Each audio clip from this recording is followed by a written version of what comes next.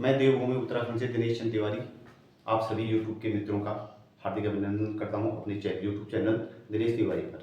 आइए दोस्तों, मैं अपने इस चैनल पे एक मुहिम को स्टार्ट कर रहा हूं, जहां पर मैं कुछ लेक्चर देने जा रहा हूं। सीबीएसई कक्षा 10 हिंदी व्याकरण खंड के कुछ टॉपिक हैं। हमारे सीबीएसई के बोर्ड के एग्जाम निश्चित हो चुके हैं, तो एक क्विक रिवीजन करने के लिए मैं आपके सामने लेके आ रहा हूँ अपना एक हिंदी व्याकरण से रिलेटेड वीडियोज, जिसमें मैं आपको चैप्टर वाइज वीडियोज दूंगा और प्रीवियस बोर्ड में पूछे गए सवालों को कि किस तरीके का पैटर्न उन्होंने हमारे लिए बना रखा है उसको हम जांचेंगे। तो आइए देखते हैं। सबसे पहले हमारा व्याकरण खंड कहता क्या है, क्या क्या एक व्याकरण खंड के अंदर हमें दिया गया है। हमें दिया गया है रचना के आधार पर वाक्य भी। इसमें हम जानेंगे कि वाक्यों को हम कैसे समझेंगे, उनमें कैसे बदलाव करना है। तो इससे रिलेटेड सवाल होते हैं। जैसे आपके सामने एक सवाल आ जाता है, खचाखच भरे हॉल में एक युवती अधिवेशन को संबोधित करने के लिए उठी, संयुक्त वाक्य में बदलिए। तो ये आया है, देखिएगा, उनमें बदलाव। दूसरा, वाच्य परिवर्तन। यहाँ हम सीखेंगे कृत्यवाच्य, कर्मवाच्य और भाववाच्य के बीच में कि परिवर्तन कैसे किया जाएगा। तीसरा टॉपिक उन्होंने दिया है पद परिचय, जहाँ पर संज्ञा, सर्वनाम, विशेषण, क्रिया, अव्यय आदि का परिचय और उनकी पहचान।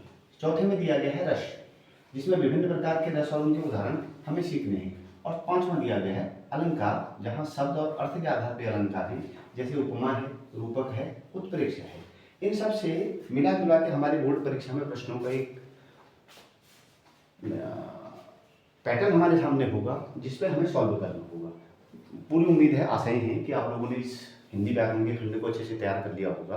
पर मेरा भी एक प्रयास है कि जिन विद्यार्थियों का कहीं से कुछ छूट गया हो या किसी कारणवश से उनको समझ में न आया हो, अगर मेरे कुछ करने से किसी को कुछ मदद मिल जाती है तो इससे बेहतर मानव जीवन के लिए कुछ नहीं हो सकता है।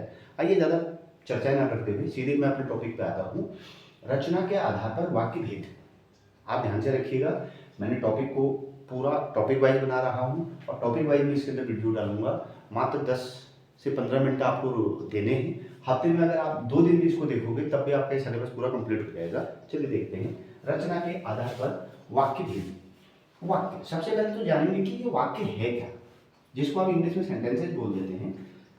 क्या इसका हिंदी में अर्थ होता है, क्या इसकी परिभाषा है, देखते हैं।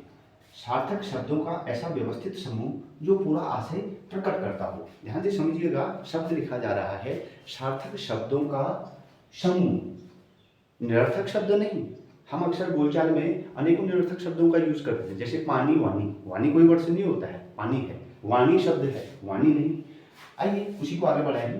अब हम देखते हैं कि वाक्य के अंदर क्या क्या होगा। एक वाक्य की पहचान करने में सार्थक शब्दों यानी वो पदों के मेल से बना होगा। दूसरा, पूर्ण और स्वतंत्र होते हैं वाक्य। तीसरा, वक्ता की कही बात का आशय को स्पष्ट करते हैं यानी अर्थ को बताते हैं। शब्दों का एक निश्चित क्रम रखते हैं। हिंदी के वाक्यों का पद क्रम कुछ इस तरीके से हमें मिलता है। सबसे पहले हम देखते हैं कि वाक्य के अंदर कर्ता मिलता है, फिर हम देखते हैं कर्म आता है, उसके बाद हम देखते हैं कि पूरक आ जाते हैं और उसके बाद आ जाती है क्रियाएं। तो एक जो शब्दों का समूह है वो इस क्रम में सजाया जाएगा। आपसे इसी तरीके सवाल बोर्ड एग्जाम में पूछे जा रहे हैं, तो आप ध्यान देंगे। अगर आपका बेसिक क्लियर हो जाएगा तो सवाल अपने आप बन जाएगा। चलिए इसी क्रम की इसी कड़ी को आगे थोड़ा और जोड़ देते हैं। अब हम जानेंगे कि वाक्य के अंग क्या है। बेसिकली हम रोज सेंटेंस यूज करते हैं, बोलते हैं, आम बोलचाल की भाषा में बोलते हैं। वाक्य के अंग क्या है? वाक्य के 2 अंग हैं, पहला है उद्देश्य और दूसरा है विधेय। अब हम जानेंगे कि इस वाक्य के अंग में उद्देश्य क्या होता है और विधेय क्या होता है। उद्देश्य की परिभाषा अगर हम समझेंगे, इंग्लिश में उसको सब्जेक्ट कहा जाता है। वाक्य में जिसके बारे में कुछ बताया जाता है उसे हम बोल देते हैं उद्देश्य। जैसे अनुराग खेलता है और मीरा गाती है। यहाँ हम देखेंगे कि किसी के बारे में बताया जा रहा है। आप प्रश्न कीजिए कौन खेलता है, तो आपको उत्तर मिलेगा अनुराग खेलता है। कौन गाता है, आप देखेंगे मीरा गाती है। तो जिसके बारे में कुछ कहा जा रहा है उसी को हम उद्देश्य कह देते हैं। साधारण भाषा में हम इसको सब्जेक्ट भी बोल देते हैं और कर्ता भी बोल देते हैं। हिंदी में कर्ता भी कहा जाता है। यहाँ अनुराग और मीरा के बारे में बताया गया है, अतः अनुराग और मीरा क्या है, किसी भी इस वाक्य के उद्देश्य। दूसरा, इसी वाक्य का दूसरा भाग आता है विधेय, जिसको आप जानते हैं प्रेडिकेट के नाम से।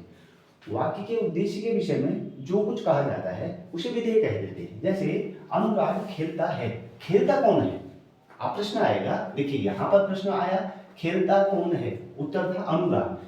अनुराग खेलता है, अब खेल कौन रहा है, अनुराग।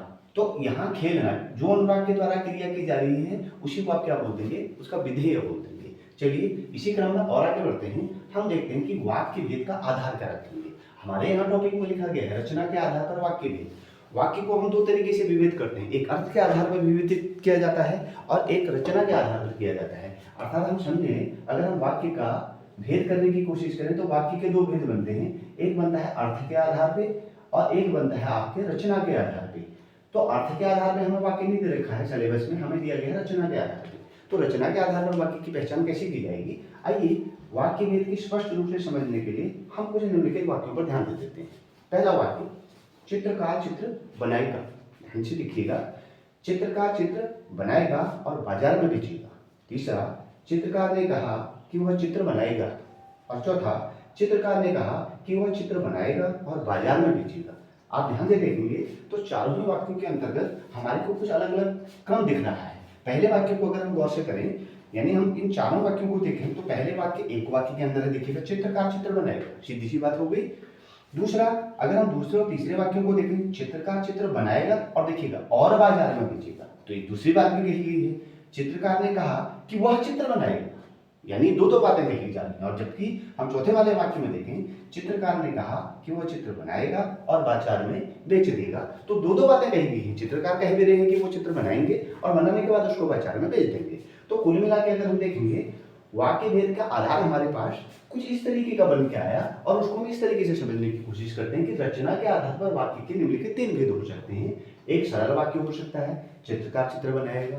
दूसरा, संयुक्त वाक्य हो सकता है, चित्रकार ने कहा कि वो चित्र बनाएगा, चित्रकार चित्र बनाएगा और बाजार में बेच देगा। और एक मिश्र वाक्य होगा, चित्रकार ने कहा कि वह चित्र बनाएगा और बाजार में बेच देगा। तो रचना के आधार पर अगर हम देखेंगे तो वाक्यों के अपने को तीन भेद दिखते हैं, सरल वाक्य, संयुक्त वाक्य और मिश्र वाक्य। दोस्तों, इस सीरीज में ये मेरा पहला वीडियो है। अगर आप लोग इसको पसंद करेंगे, लाइक करेंगे, सब्सक्राइब करेंगे चैनल को, तो आगे भी इसकी वीडियो आज चली जाएंगी। उससे पहले मैं आपसे एक बात कहना चाहता हूँ कि बोर्ड परीक्षा में प्रश्न कैसे पूछा जाता है, ये देखिएगा। निर्देशानुसार रचना के आधार पर वाक्य भेद पर आधारित प्रश्नों के उत्तर दीजिए। पहला सवाल, वही बचपन से ही अन्याय सहन नहीं कर पाती थी, रचना के आधार पर वाक्य का भेद पहचान कर लिखिए। आज हमारे ऑप्शनल सवाल भी बन रहे हैं, तो हमें जब ये पूरा डिटेल में पता होगा तो आसानी से हमारे सवालों के उत्तर बन जाएंगे और हमारी मार्किंग बहुत अच्छी हो जाएगी। दूसरा, खचाखच भरे हॉल में एक युवती अधिवेशन को संबोधित करने के लिए उठी, संयुक्त वाक्य में बदल दीजिए। सरल, संयुक्त, मिश्र। अगला सवाल देखिए, उनके उद्देश्यों को उनके शिष्यों ने याद कर दिया था, मिश्र वाक्य में बदलिए। तो हमारे पास जो सवालों का पैटर्न आएगा वो इसी तरीके का बन के आएगा। प्लीज आप इस चीज को बहुत आसानी से लीजिए, बहुत कम समय में आपका तैयार हो जाएगा। मेरे चैनल को लाइक सब्सक्राइब करके इसको आगे बढ़ाइए और नई वीडियो के साथ, अगली वीडियो के साथ जुड़ने के लिए बहुत बहुत धन्यवाद। आने वाली वीडियो आपके सामने कुछ समय में आ जाएगी और आपको इसके डिस्क्रिप्शन में इसका PDF भी अवेलेबल करा दिया जाएगा। बहुत बहुत धन्यवाद। Thank you very much.